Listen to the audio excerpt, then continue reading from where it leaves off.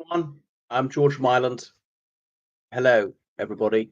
I was just walking around after luncheon, and I saw that Alan Yentob was called to the great big green room in the sky yesterday. He's perhaps the only television executive of recent times I could name, apart from Greg Dyke. So he died just yesterday at the age of 78. So well known for the positions he occupied in the BBC. He was the head of arts and music. What else? Controller of BBC One and BBC Two, and he was chairman of the Kids Company, which was run by that woman Batman Jelig, or Camilla Batman Jelig, until its implosion in 2015. Um, Known for the quality of his programs, he presented some of his programs. I remember 20 years ago walking around Hoop Lane Jewish Cemetery near Golders Green Tube Station and seeing a headstone, and the surname was Yentob, and it was from various relatives, including the nephew Alan. He's the only person with the surname Yentob I've ever heard of, so that must have been his uncle who was buried there.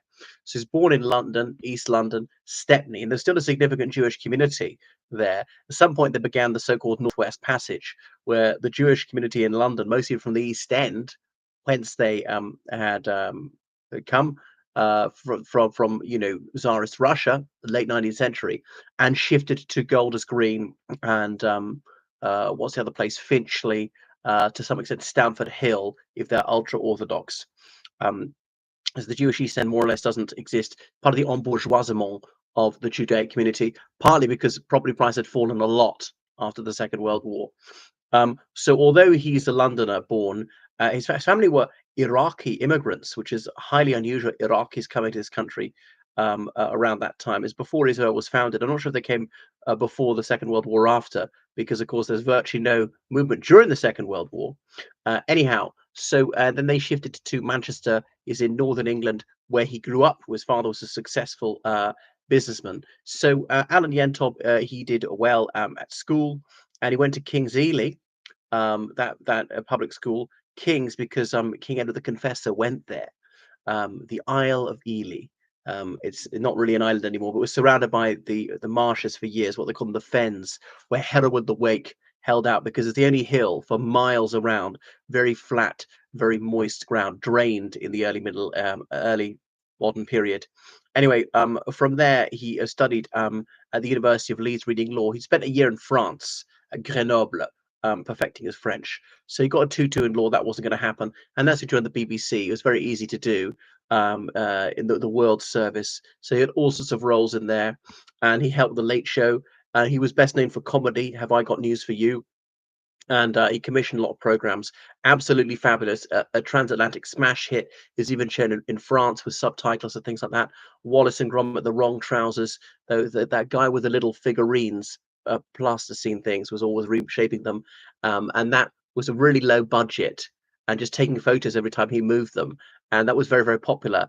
So he believed in projects that other people weren't willing to give their backing to, and his choice seemed to be the right one every single time. So yeah, that he presented a lot of programs in the noughties, like Imagine. He was a big fan of Leonardo da Vinci, for example. So it wasn't that charismatic. He wasn't a terrible presenter, but in a way, it's kind of surprising to see how he got so far. So he was a wealthy man from his fat salaries, perhaps some institute investments and things like that. Anyway, so Camilla Batman Jelic was interviewed in the Today program, and thought that uh, people said that she was leaning on the staff to give her an easy ride and things like that. And when her kids company collapsed, she's since died. People found there's been serious mismanagement and things like that. Now, not everybody in the BBC liked him. You can't be liked by everybody, particularly with a strong personality. And you put through policies which are sometimes controversial, but to be glorified, you must also be vilified. And he realized that he had made some mistakes regarding his involvement in Kids Company. I mean, Kids Company wasn't all bad by no means. Goodness. Anyway, some people thought that he was sometimes trying to be threatening and things like that. He was interviewed by a parliamentary select committee and so forth. So not everybody liked him. So the Public Administration and Constitutional Affairs Committee said that he was bad, that he was a profligate spender, that he was a bad leader in charge of the BBC, and that the BBC didn't report Kids Company robustly and things like that. So he's married for many, many years to Philip Walker, got two grown-up children. He was honoured by His Britannic Majesty Charles of that name the Third. He's been made Order of the British Empire just last year for his contribution to the media and the arts. I don't know what he died of. So that was Alan Yentob, who achieved an awful lot in his chosen sphere. What can I say? So I appreciate some of his programs, and yeah, I mean, he wasn't scintillating. He was a decent broadcaster, but he was better known for what he achieved behind the scenes. The BBC's Raytheon remit to inform, to educate, to ensure there was impartiality. And his programs were not particularly coarse. It wasn't sort of Channel 4, as in vulgarity, bums on seats. Is meant to be morally uplifting and improving. And so perhaps he raised the civilizational level. Well, that's him, Alan Yentob. Farewell. So make sure you subscribe on Patreon, donate in PayPal, George Callahan 79 at gmail.com.